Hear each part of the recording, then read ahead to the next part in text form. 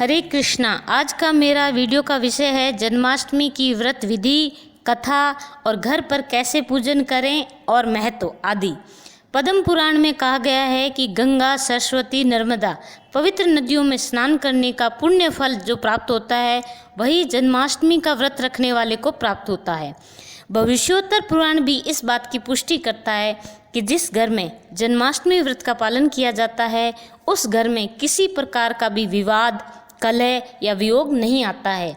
अगर कोई अनजाने में भी जन्माष्टमी व्रत का पालन करता है तो भगवान श्री कृष्ण उसकी सारी मनोकामनाएं पूर्ण करते हैं, और जो पूर्ण श्रद्धा और भाव से इस व्रत को पूर्ण करता है उस पर भगवान श्री कृष्ण अति प्रसन्न होते हैं। वह इस भौतिक जगत से आध्यात्मिक जगत को प्राप्त कर लेते हैं। ऐसी पवित्र जन्माष्टमी का आगमन कुछ ही समय में होने वाला है।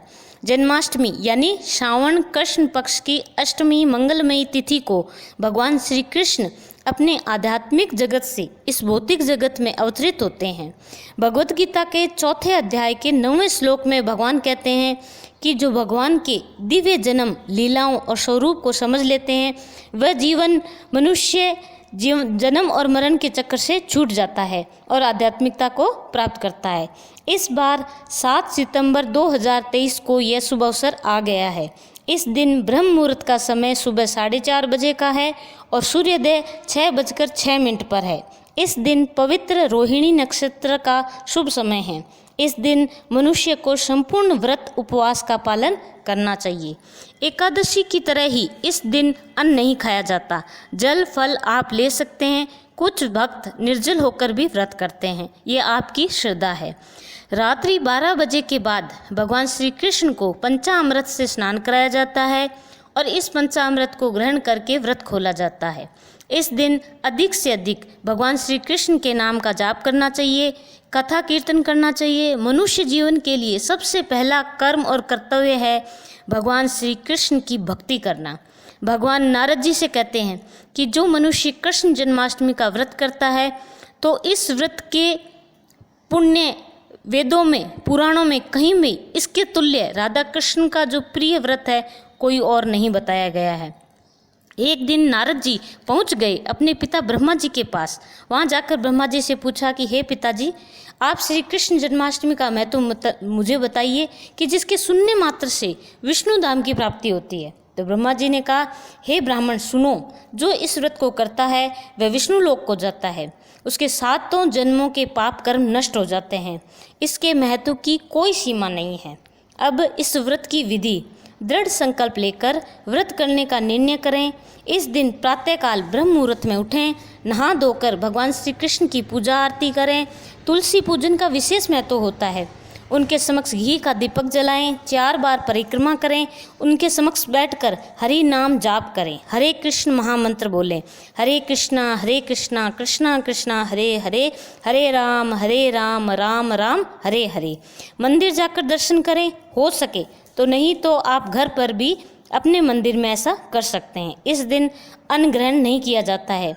भगवान का कीर्तन करें, मन और चेतना को भगवान में केंद्रित करें, हरि नाम जपें। रात्रि 12 बजे अभिषेक करें पंचामृत से, दूध प्लस दही प्लस जल, शहद, घी, फिर गुड़ या चीनी का मीठा पानी तैयार करें, गुनगुना जल लें, हल्दी का पानी लें। इन सब चीज़ों को अलग अलग पात्रों में या फिर पंचामृत एक पात्र में बनाएं और मीठा पानी एक पात्र में, गुनगुना पानी एक पात्र में, हल्दी मिक्स पानी एक पात्र में, साफ जल एक पात्र में, और इन सब पर तुलसी पत्र रखें और अभिषेक करें।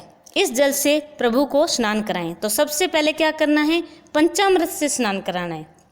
उसके बाद नहीं, सबसे पहले जल से, फिर पंचामृत से, फिर गुनगुने पानी से, फिर हल्दी मिश्रित पानी से हल्दी का लेप करें, साफ जल से फिर उन्हें शुद्ध करें, फिर पुष्पों से उनका अभिषेक करें। अब भगवान को वस्त्र पहनाएं, आरती करें, विशेष मिष्ठान घर पर ही तैयार करें। माखन, मिश्री, पंजीरी, श्रीखंड, घी, मालपुआ, खीर, चावल, सात्विक भोजन बनाकर उन्हें अर्पित करें और जन्माष्टमी के इस उत्सव को बड़ी धूमधाम से मनाएं। श्री कृष्ण जन्माष्टमी व्रत कथा। भगवान श्री कृष्ण का जन्म कंस के कारागृह में श्रावण पक्ष की अष्टमी की मध्य रात्रि में हुआ। कंस अपनी बहन देवकी का विवाह वसुदेव जी से बड़ी धूमधाम से करते हैं और उन्हें रथ में बैठाकर विदा करते हैं। तभी एक आकाशवाणी होती है कि देवकी का 8वां पुत्र कंस के वध का कारण बनेगा। तब कंस सभी प्रेम संबंधों को भुलाकर देवकी को बालों को पकड़कर उसकी हत्या करने लगता है। तब देवकी के पति वसुदेव उसे ऐसा करने से रोक देते हैं। अपनी चतुराई से वे कंस को कहते हैं कि हमारी 8वीं संतान तुम्हारा काल है, तो तुम अपनी प्रिय बहन की हत्या का काल अपने सर क्यों लेते हो? जैसे ही हमारी 8वीं संतान होगी मैं तुम्हें सौंप दूंगा, तुम उसकी हत्या कर अपने काल पर विजय प्राप्त कर लेना।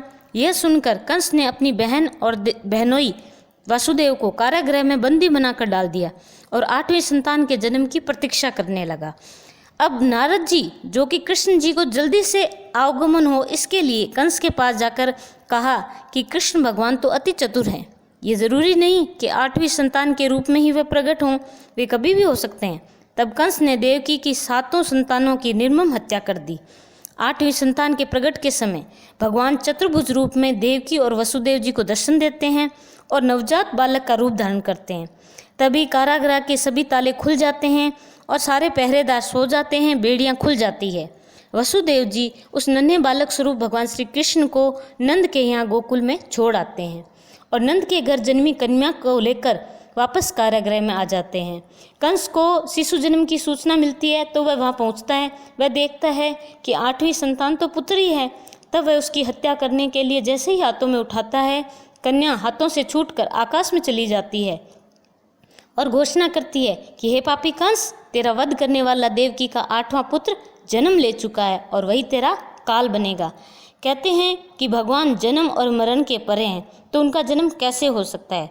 भगवान श्री कृष्ण ने प्रसव पीड़ा न देखकर अपनी माता देवकी के समक्ष प्रकट होकर नवजात शिशु रूप अवतार लिया।